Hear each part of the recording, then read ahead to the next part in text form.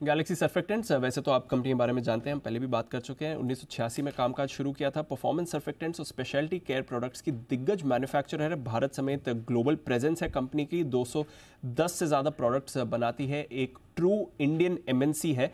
80 से ज़्यादा देशों में इनकी प्रेजेंस है। करीब 1400 ग्राहक है और कई बड़ी कंपनीज को ये सप्लाई करते हैं, जैसे कि Unilever, Reckitt Benckiser, Procter and Gamble, L'Oreal, Himalaya, Colgate, CavinKare और भी कई सारे इसमें शामिल हैं प्रोडक्ट्स। हमारे साथ जुड़ रहे हैं के नटराजन साहब, कंपनी के executive director and chief operating officer. Mumbai university से कॉमर्स के ग्रेजुएट हैं। ICWA से कॉस्ट अकाउंटेंसी भी की है सर ने। मई 2016 में हार्वर्ड बिजनेस स्कूल से एडवांस्ड मैनेजमेंट प्रोग्राम भी सर ने किया है। इसके साथ ही इंडियन ऑर्गेनिक केमिकल्स के में डिप्टी मैनेजर फाइनेंस रह चुके हैं सर।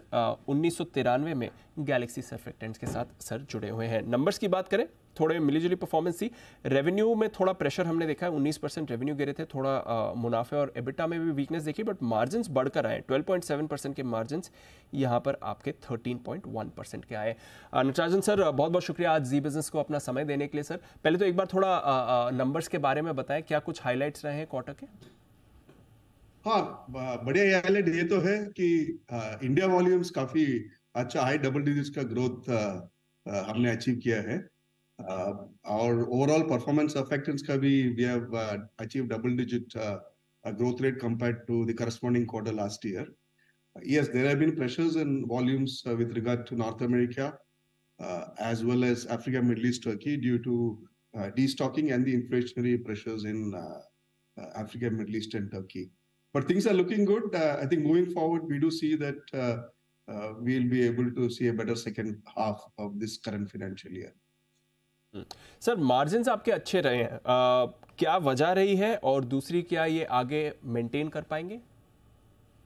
आपका आपका सवाल जरा रिपीट करेंगे? मार्जिन्स आपके थोड़े इंप्रूव होकर आए। 12.7% के मार्जिन्स 13.1% रहे, तो मार्जिन एक्सपेंशन कैसे हुआ और क्या आगे आप मेंटेन कर पाएंगे इन लेवल्स पर मार्जिन्स? हाँ यार, सो मार्जिन एक्सपेंशन इसके लिए हुआ बिकॉज रॉ मटेरियल प्राइसेस काफी कम हुए, सो ऑब्वियसली सेल्स रेवेन्यू जब भी कम हुआ तो आपको मार्जिन्स बढ़कर दिखेगा। बट हमारा इबिटा पर मेट्रिक टन जिसके बारे में हम गाइडेंस देते हैं वो ऑलमोस्ट 21,500 पर मेट्रिक टन के करीब है। वो काफी अच्छा है and we do hope to continue delivering that EBITDA per metric ton in the coming quarters. Volume growth sir 7.4% की रही है। FY24 के लिए आपने कहा भी है 6 to 8% है, तो उस हिसाब से तो बढ़िया वॉल्यूम ग्रोथ भी रही है। गाइडेंस मेंटेन कर रहे हैं, आगे के क्या ट्रेंड्स दिखते हैं?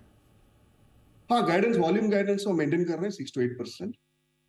and we do hope that the external environment keeps cooperating as it has been cooperating in the first quarter, and we see no reason why we will not be able to deliver the 6 to 8% volume growth. आपने global markets में थोड़ी D stocking की बात करी है, और आने वाले क्वार्टर्स में भी प्रेशर दिखता है या फिर कब से ये सिचुएशन थोड़ी बेहतर होती हुई दिखेगी sir? See major destocking का जो इश्यू है वो तो हमारा यूएस मार्केट्स में है। तो हमारा कस्टमर से जो बातचीत हुई है उससे ये पता चल रहा है कि शायद सितंबर तक ये खत्म हो जाना चाहिए, तो सेकेंड हाफ में बाइंग चालू हो जाएगा यूएस का, हमारा कस्टमर्स का। So we see things improving from second half of this current financial year.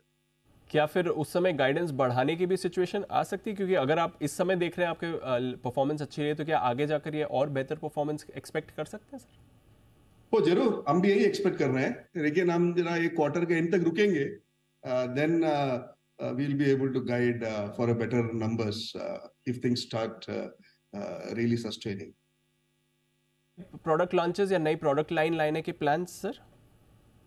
नहीं, हमारा प्रोडक्ट लाइन्स पे काफी नया प्रोडक्ट्स हमने लॉन्च किए थे लास्ट 3 साल में, उसका हमारा मार्केट लॉन्च हुआ है। काफी प्रोजेक्ट्स इन पाइपलाइन है, तो which will boost our speciality product volumes.